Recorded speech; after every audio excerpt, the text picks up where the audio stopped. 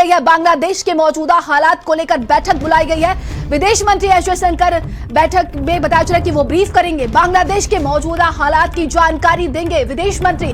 सभी दलों के नेताओं को बैठक में बुलाया गया है। तो लगातार देखिए कहा जा रहा है कि बांग्लादेश में जिस तरीके से परिस्थितियां बनी हुई है, तख्ता पलट के बाद वहां की प्रधानमंत्री शेख हसीना ने इस्तीफा दे दिया और इसके बाद कहा जा रहा है कि आज सर्वदलीय बैठक बुलाई गई है। सभी दलों के नेताओं को बैठक में बुलाया गया है। विदेश मंत्री एस जयशंकर ब्रीफिंग करेंगे। तो थोड़ी देर में दिल्ली में सर्वदलीय बैठक होने वाली है। बांग्लादेश के मौजूदा हालात को लेकर बैठक होने वाली है। तो ये बड़ी खबर दिल्ली से, विदेश मंत्री एस जयशंकर बैठक को ब्रीफ करेंगे। तो बांग्लादेश के मौजूदा हालात की जानकारी देंगे विदेश मंत्री। देखिए बताया जा रहा है बांग्लादेश में लगातार स्थितियां वहां पर मुश्किल होती जा रही हैं। इसके बाद से वहीं भारत की बात की जाए तो शेख हसीना यहां भारत में रुकी हुई हैं और आगे का अगला कदम उनका क्या कुछ होगा अभी इसको लेकर कोई जानकारी ही नहीं है। लेकिन बांग्लादेश के मौजूदा हालात को लेकर सर्वदलीय बैठक बुलाई गई है। थोड़ी ही देर में ये बैठक शुरू होने वाली है। सभी दलों के नेताओं को इस बैठक में बुलाया गया है। तो कहा जा रहा है कि बांग्लादेश में मौजूदा हालात को लेकर विदेश मंत्री एस जयशंकर ब्रीफिंग करेंगे। सभी दलों के नेताओं को बैठक में बुलाया गया है। और देखिए जिस तरीके से बांग्लादेश में परिस्थितियां उसको लेकर भारत अलर्ट मोड पर है। सभी सुरक्षा एजेंसियों को अलर्ट मोड पर रखा गया है। कहा जा रहा है कि बांग्लादेश में 500 आतंकी जेल से भाग चुके हैं। तो लगातार वहां पर स्थितियां मुश्किल होती जा रही हैं। वही देखिए प्रधानमंत्री शेख हसीना के इस्तीफे के बाद से उन्हें गाजियाबाद के इंडियन एयरबेस में रखा गया है। और देखिए ये बड़ी खबर दिल्ली से है, जहां पर दिल्ली में सर्वदलीय बैठक बुलाई गई है। ज्यादा जानकारी के साथ संवाददाता दीपक हमारे साथ जुड़ रहे हैं। दीपक, कहा जा रहा है कि थोड़ी देर में सर्वदलीय बैठक शुरू होने वाली, क्या कुछ अपडेट है?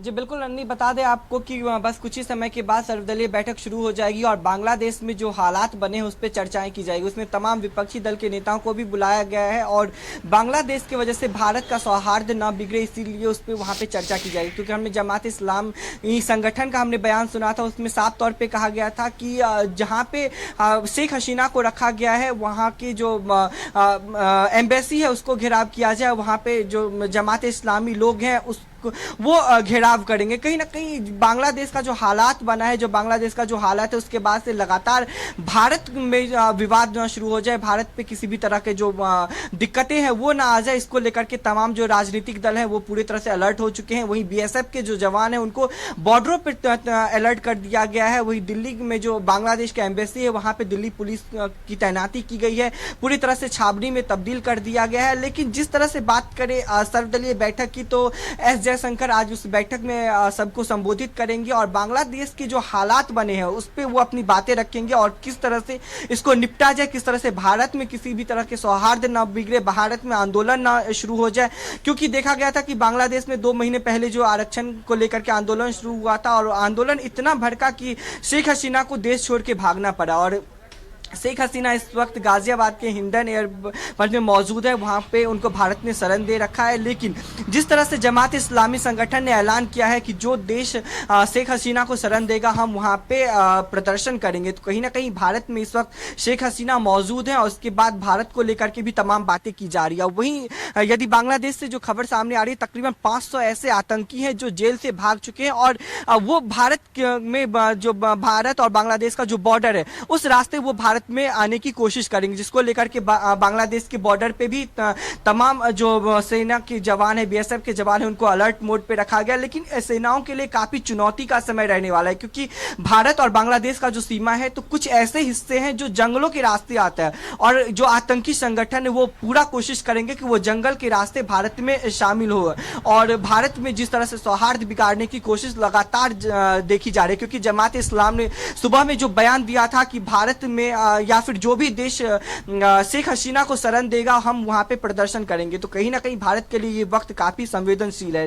लेकिन यदि हम बात करें बैठक की तो सर्वदलीय बैठक को लेकर के या फिर केंद्रीय मंत्रियों की बैठक को लेकर के लगातार भारत में दौर जारी हो चुका है। कल हमने देखा था कि प्रधानमंत्री नरेंद्र मोदी और तमाम जो केंद्रीय मंत्री हैं, चाहे हम बात कर ले एस जयशंकर की, अमित शाह की, राजनाथ सिंह की और तमाम जो केंद्रीय मंत्री हैं वो सभी बैठक में मौजूद थे और बैठक में तमाम मुद्दों को लेकर के चर्चा की गई थी कि बांग्लादेश में जो हालात बने हैं उससे भारत में किसी भी तरह की दिक्कतें नहीं हो, क्योंकि जिस तरह से बांग्लादेश में 48 मिनट का समय दिया गया था शेख हसीना को देश छोड़ने के लिए। उसके बाद देखा गया था किस तरह से शेख हसीना बांग्लादेश छोड़ करके भारत पहुंचती हैं और उसके बाद जो बांग्लादेश के हालात बने हैं, जो प्रदर्शनकारी हैं या फिर कह सकते हैं जो उग्रवादी हैं वो पीएम आवास पहुंचते हैं, गृह मंत्री आवास पहुंचते हैं, वहां पे आगजनी करते हैं, लूटपाट मचाते हैं, सड़कों पे जिस तरह से तोड़फाड़ करते हैं। लेकिन सबसे बड़ा सवाल ये खड़ा होता है कि बांग्लादेश में जो अल्पसंख्यक है, जो बांग्लादेश में हिंदू हैं, उनको वहां पे मारा जा रहा है, उनके घरों को जलाया जा रहा है। तो कहीं ना कहीं भारत के लिए ये एक बड़ी चिंता की विषय है और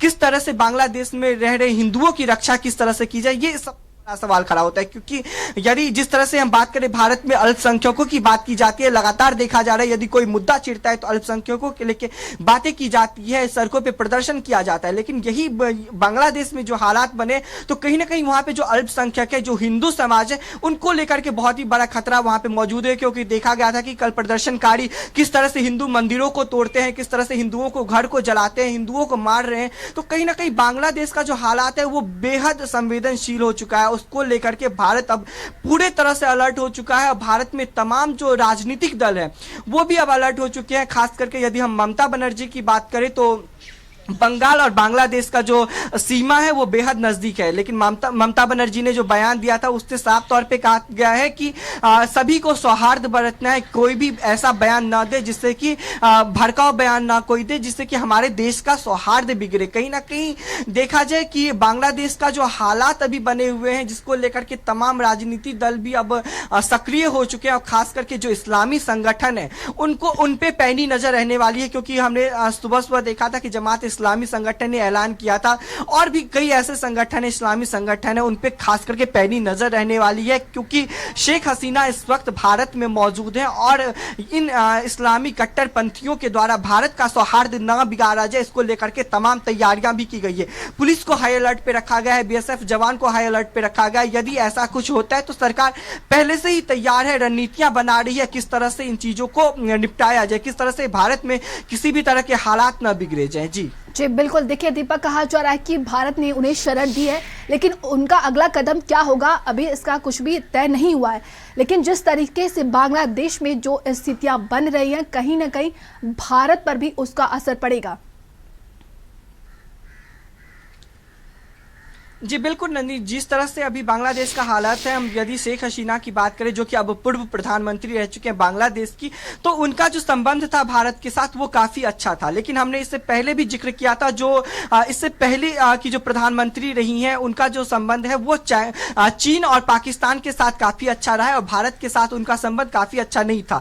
और जिस तरह से शेख हसीना देश छोड़ती है उसके बाद वहां के राष्ट्रपति उनको रिहा करता है जो कि पूर्व प्रधानमंत्री रह चुकी है बांग्लादेश की, तो कहीं ना कहीं भारत के लिए बांग्लादेश के साथ संबंध फिर से पुनः स्थापित करना, बांग्लादेश के साथ जिस तरह से संबंध भारत के थे उस तरह से दोबारा संबंध बनाना कहीं ना कहीं काफी चुनौती रहने वाला है। क्योंकि शेख हसीना का भारत की तरफ झुकाव रहा है, शेख हसीना के साथ भारत का संबंध भी काफी अच्छा रहा है। लेकिन जो पूर्व प्रधानमंत्री रही हैं वहां की, तो उनका भारत के संबंध अच्छा नहीं था। तो कहीं ना कहीं भारत के लिए भी काफी चुनौतीपूर्ण रहने वाला है। क्योंकि बांग्लादेश, क्योंकि हम भारत सीमा की जिक्र करें नंदनी, तो एक तरफ चीन है तो दूसरे तरफ पाकिस्तान है, तो हमारा चीन और पाकिस्तान से संबंध कुछ खास अच्छा नहीं है। अब बांग्लादेश के साथ संबंध अच्छा था लेकिन शेख हसीना वहां की प्रधानमंत्री नहीं रही, तो कहीं ना कहीं आने वाले समय में बांग्लादेश के साथ भी हमारा जो संबंध है वो अच्छा नहीं रहने वाला है। क्योंकि यदि हम पहले प्रधानमंत्री की जिक्र करते हैं, यदि दोबारा से उनको प्रधानमंत्री बनाया जाता है तो उनका संबंध भारत के साथ अच्छा नहीं रहा है। तो कहीं ना कहीं भारत के लिए ये वक्त जो है